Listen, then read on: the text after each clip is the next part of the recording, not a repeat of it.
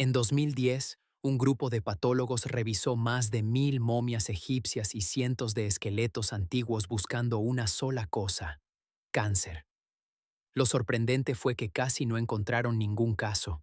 Una enfermedad que hoy mata a 1 de cada 6 personas parecía prácticamente inexistente hace apenas unos miles de años. ¿Cómo era posible?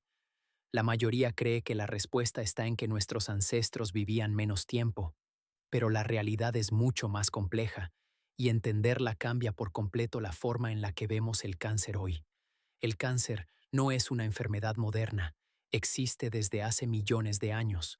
En Sudáfrica apareció un hueso de un ancestro humano de hace 1,7 millones de años con un osteosarcoma, y también se han encontrado tumores en dinosaurios y otros animales prehistóricos.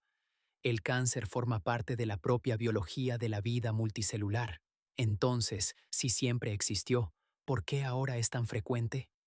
La primera explicación parece sencilla. Nuestros antepasados morían jóvenes. La mayoría no superaba los 30 años. Infecciones, heridas, hambrunas o partos acababan con sus vidas mucho antes de que un tumor tuviera tiempo de desarrollarse. Después de todo, el cáncer necesita décadas para acumular mutaciones suficientes y escapar del control del organismo. Caso cerrado. ¿O no? El problema es que los investigadores también analizaron restos de personas que sí alcanzaron los 50, 60 e incluso 70 años. Faraones, aristócratas romanos y monjes medievales que vivieron lo suficiente como para desarrollar cáncer. Y aún así, apenas encontraron tumores. Eso significa que la esperanza de vida explica parte del misterio, pero no todo. Nuestros ancestros tampoco vivían en un paraíso saludable. Respiraban humo de fogatas durante años, sufrían infecciones crónicas, parásitos y pasaban toda su vida expuestos al sol. También tenían factores de riesgo. Sin embargo, el cáncer seguía siendo extraordinariamente raro. Fue entonces cuando los científicos se toparon con otra pregunta aún más desconcertante: la paradoja de Peto. En teoría, cuanto más grande es un animal y más años vive, más probabilidades debería tener de desarrollar cáncer. Tiene muchas más células y muchísimas más oportunidades de que alguna falle. Pero ocurre justo lo contrario. Los elefantes, que poseen alrededor de 100 veces más células que nosotros, casi nunca desarrollan cáncer. Las ballenas de Groenlandia viven más de 200 años y mantienen tasas sorprendentemente bajas. Las ratas topo desnudas prácticamente son resistentes a los tumores. ¿Cómo lo consiguen? En las ratas topo, los investigadores descubrieron que sus células producen una versión especial del ácido hialurónico que actúa como un auténtico freno molecular. Cuando las células empiezan a acumularse más de lo normal, la división celular se detiene antes de que aparezca un tumor. En los elefantes encontraron otra defensa todavía más impresionante. Mientras los seres humanos tenemos una copia funcional del gen supresor de tumores TP53, los elefantes poseen alrededor de 20. Cuando una célula detecta daños en su ADN, no intenta salvarla, la elimina inmediatamente. Es una política de tolerancia cero frente al cáncer. Y entonces surgió la pregunta más importante de toda la historia: si la evolución fue capaz de crear mecanismos tan eficaces para impedir el cáncer en otras especies, ¿qué ocurría con nuestros propios antepasados? Porque quizá ellos no tenían mejores genes. Quizá simplemente vivían en un entorno que mantenía activados sistemas de protección que nosotros hemos dejado atrás.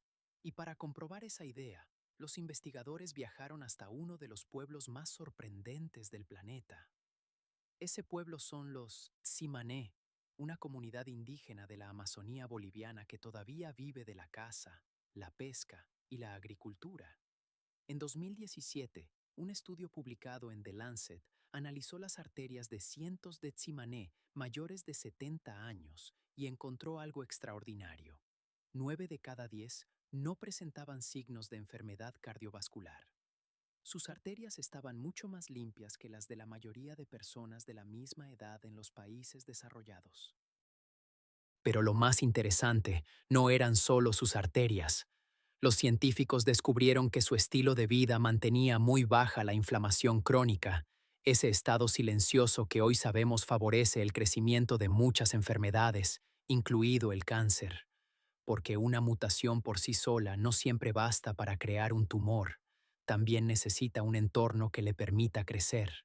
Nuestros antepasados caminaban durante horas, trabajaban físicamente cada día y pasaban largos periodos sin comer simplemente porque no había alimentos disponibles en cualquier momento. Esos ayunos activaban procesos como la autofagia, un mecanismo mediante el cual las células eliminan componentes dañados y reciclan sus propios residuos. Hoy ocurre justo lo contrario. Vivimos rodeados de comida ultraprocesada, pasamos gran parte del día sentados y mantenemos niveles elevados de insulina e inflamación durante años. No es que nuestro sistema inmunológico sea peor, es que el entorno metabólico en el que funciona ha cambiado por completo. Los Hadza, uno de los últimos pueblos cazadores-recolectores de Tanzania, ofrecen otra pista. Aunque gastan una cantidad de calorías similar a la de un occidental, distribuyen ese esfuerzo a lo largo de todo el día. Su cuerpo permanece en movimiento constante, sin largas jornadas de sedentarismo seguidas de una hora de gimnasio, y ese movimiento continuo mantiene la inflamación mucho más baja. Entonces, ¿por qué el cáncer parece haber explotado en el mundo moderno? La respuesta tiene tres partes. La primera es que vivimos mucho más tiempo. Hoy, millones de personas alcanzan edades en las que los tumores tienen décadas para desarrollarse. La segunda es que ahora somos capaces de detectarlos. Resonancias, tomografías y biopsias identifican enfermedades que hace siglos pasaban completamente desapercibidas. Pero existe una tercera razón, y es la única que depende en parte de nosotros. Hemos cambiado el terreno donde esas células viven. Sedentarismo, obesidad, alcohol, tabaco y una alimentación basada en productos ultraprocesados crean un ambiente que favorece que una mutación sobreviva y termine convirtiéndose en un tumor. La Organización Mundial de la Salud estima que una parte importante de los casos de cáncer está relacionada con factores modificables del estilo de vida. Eso no significa que podamos eliminar el riesgo por completo. El cáncer siempre ha formado parte de la vida. Lo que ha cambiado es el entorno donde intenta crecer. Las llamadas zonas azules, como Okinawa o Cerdeña, refuerzan esta idea. Allí las tasas de enfermedades crónicas y de algunos tipos de cáncer siguen siendo inferiores a las de otras poblaciones modernas, no porque vivan aislados del mundo, sino porque conservan hábitos que reducen la inflamación durante décadas.